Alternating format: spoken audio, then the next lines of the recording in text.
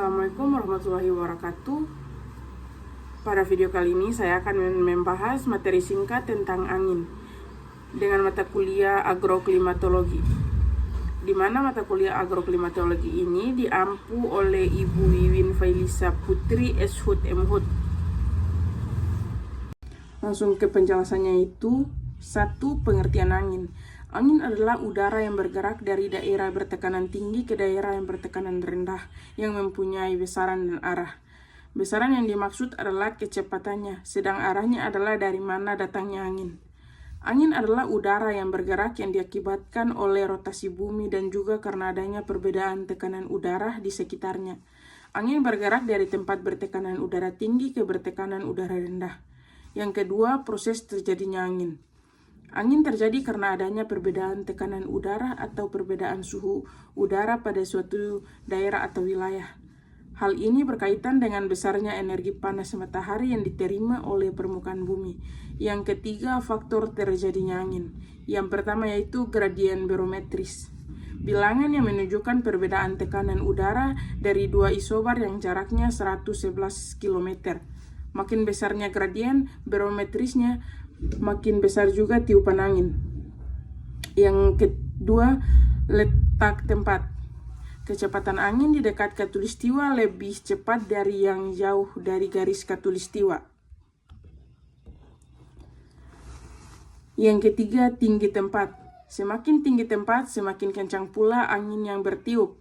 Hal ini disebabkan oleh pengaruh gaya gesekan yang menghambat laju udara di permukaan bumi. Gunung, pohon, dan topografi yang tidak rata lainnya memberikan gaya gesekan yang besar. Semakin tinggi suatu tempat, gaya gesekan ini semakin kecil. Yang keempat, waktu. Di siang hari, angin bergerak lebih cepat daripada di malam hari. Salah satu faktor penyebab timbulnya angin adalah adanya gradien tekanan yang timbul karena adanya perbedaan suhu udara. Kuat atau lemahnya hembusan angin ditentukan oleh besarnya kelandaian tekanan udara atau dengan kata lain kecepatan angin sebanding dengan kelandaian tekanan udaranya. Yang keempat, alat pengukur angin. Yang pertama, anemometer, yaitu alat yang mengukur kecepatan angin. Yang kedua, wind fan, yaitu alat untuk mengetahui arah angin. Dan yang ketiga, windshock, yaitu alat untuk mengetahui arah angin dan memperkirakan besar kecepatan angin. 5 jenis-jenis angin. A. Jenis angin lokal. Jenis angin lokal yaitu ada 5. Yang pertama yaitu angin laut.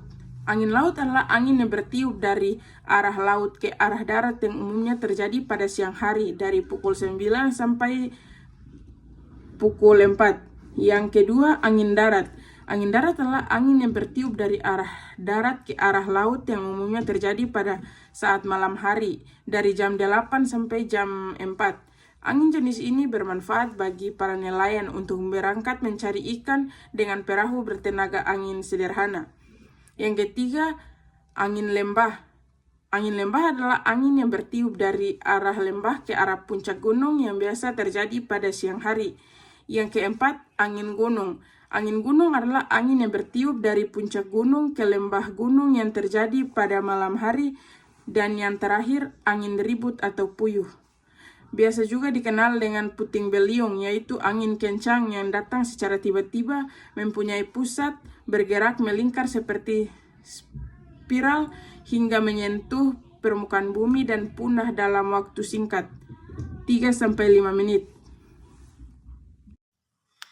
Baik, di sini saya akan melanjutkan materi dari pematerian pertama dan langsung saja saya ke poin yang berikut, yaitu jenis-jenis angin musim.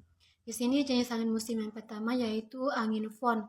Angin fon atau angin jatuh adalah angin yang terjadi seusai hujan orografi. Angin yang bertiup pada satu wilayah dengan temperatur dan kelangsangan yang berbeda. Angin fon terjadi karena ada gerakan massa udara yang naik ke pegunungan yang tingginya lebih 200 meter di satu sisi lalu turun ke sisi lain. Jenis angin yang kedua yaitu angin munson. Angin munson adalah angin yang berhembus secara periodik atau minimal 3 bulan. Dan antara periode yang satu dengan yang lain, polanya akan berlawanan yang berganti arah secara berlawanan setiap setengah tahun. Umumnya pada setengah tahun Pada setengah tahun pertama bertiup angin darat yang kering, dan setengah tahun berikutnya bertiup angin laut yang basah. Jenis angin yang ketiga yaitu angin musim barat. Angin musim barat adalah angin yang mengalir dari benua Asia atau musim dingin ke benua Australia atau musim panas dan mengandung curah hujan yang banyak di Indonesia bagian barat. Hal ini disebabkan karena angin melewati tempat yang luas seperti perairan dan samudra. Selanjutnya angin musim timur. Angin musim timur adalah angin yang mengalir dari benua Australia atau musim dingin ke benua Asia musim panas atau musim panas. Sedikit curah hujan atau kemarau di Indonesia di bagian timur karena angin melewati celah-celah sempit dan berbagai gurun. Berikut yang terakhir angin pasat. Angin pasat adalah angin bertiup tetap sepanjang tahun dari daerah subtropik menuju ke daerah ekuator atau khatulistiwa. Terdiri dari angin pasat timur laut bertiup di belahan bumi utara dan angin pasat tenggara bertiup di belahan bumi selatan. Selanjutnya poin yang kelima yaitu hubungan angin dan tekanan udara. Kecepatan angin adalah kecepatan yang bergerak secara horizontal pada ketinggian 2 meter di atas tanah. Perbedaan tekanan udara antara asal dan tujuan angin merupakan faktor yang menentukan kecepatan angin. Kecepatan angin akan berbeda pada permukaan yang tertutup oleh vegetasi dan ketinggian tertentu.